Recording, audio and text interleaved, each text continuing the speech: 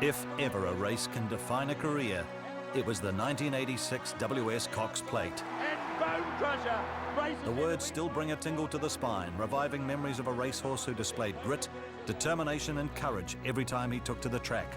A horse that loved to win and that the racing public took to their hearts. That he ever took to the track was a minor miracle. As a yearling, he tore the skin off his shoulder while being prepared for the select sales in Waikato. If he had crushed the bone, he would never have raced. He also had another injury to his hind leg, but buyer Peter Mitchell wasn't deterred. He was acting on the advice of a breeding theorist who had recommended buying the colts from Agapasa. The theory was there would be a convergence of the titans somewhere on the bloodline. Mitchell paid $3,250 for the yearling that was quickly gelded and was aptly named Bonecrusher. He was more commonly known as Red in the stables of trainer Frank Ritchie. He won a couple of races in his 2-year-old season, but it was the win in the Eclipse Stakes which convinced Ritchie this horse had real potential. In front though, Bonecrusher switches to the outside, they're all over the place. On the inside, Bold Edition, Starboard just in front. Bonecrusher going hard after him, Starboard. Oh, Starboard, Bonecrusher, absolutely nothing. Bonecrusher was entered for the Bayer Classic later in the year. The race that we now know marks the start of the racing juggernaut over the next few months. But few people know that another drama almost cost him his life before that race. Ritchie used to work Bonecrusher at Sandspit in East Tamaki when the tide was right.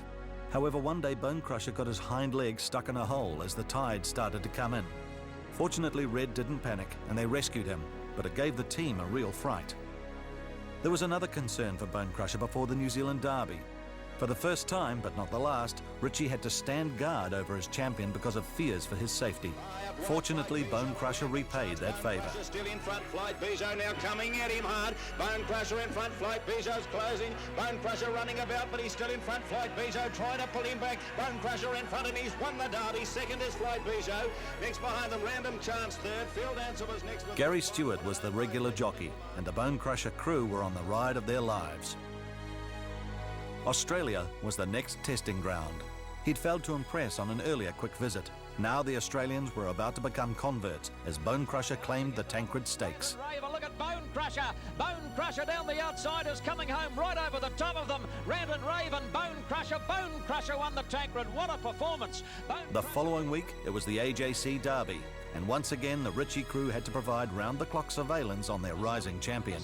Further out, Bonecrusher taking an age to get going. Easter is going with him, and on the extreme outside, Handy Proverb. 150 out, Tierra Ristas the leader. They're coming from all directions. It's Bonecrusher, Handy Proverb and Drawn. Bonecrusher put his head in front. He's got a great big heart. Bonecrusher, he'll win the Derby. Bonecrusher, too good. Look at the photo. Bonecrusher was tired after the Tancred, and the team knew how much it took to win the Derby.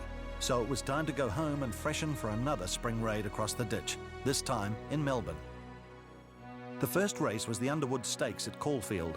The odds reflected the growing popularity in Victoria of the horse that was everyone's favourite. The Caulfield Stakes was added to the trophy cabinet 2 weeks later, and then the build-up started for the Cox Plate. The anticipation in Melbourne was electrifying. He was even named Sporting Ambassador for New Zealand. Bonecrusher seemed invincible, but there was one threat on the horizon. Another New Zealand horse, our Waverley Star from the O'Sullivan stable. An epic contest was expected, and the participants delivered what will forever be known as the race of the century. He races up to our Waverley Star. 100 out. Bonecrusher, our Waverley Star. Stride for stride. Nothing in it. Our Waverley Star, the rails. Bonecrusher, the outside. And Bonecrusher races into equine immortality. It's hard to imagine the euphoria from that wonderful win could come crashing down within a few weeks. Bonecrusher was at the peak of his powers. Nothing could beat him on the track, and he was a strong contender to become the first Australasian horse to win the Japan Cup. Yet the visit to Tokyo almost killed Bonecrusher. He'd been galloping brilliantly in the lead up to the race, but then came down with a respiratory infection and couldn't run. Ritchie took Bonecrusher home and revived him enough for a return to Melbourne in the autumn of 1987. The race was the Australian Cup, and his main opponent was At Talac, the Melbourne Cup winner from just a few months before.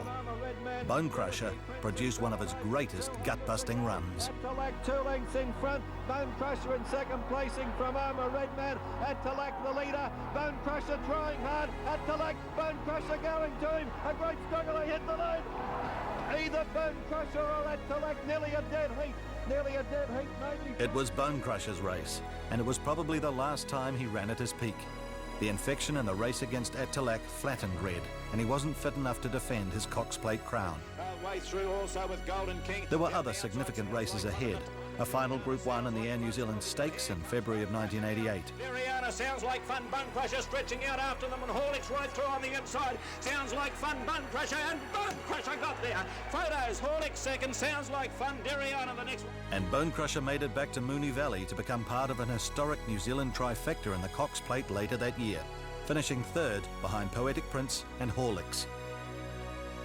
Bonecrusher raced on until retired at the end of '89. 44 starts, produced 18 wins, 9 of them in Group 1 races, many from seemingly impossible positions. His popularity with the public never wavered in retirement, as Bonecrusher was regularly called upon for parades and to lead out the field for classic races, often forgetting he was supposed to be retired. This was a champion who knew how to thrill race crowds and whose lasting memory will always be for his will to win.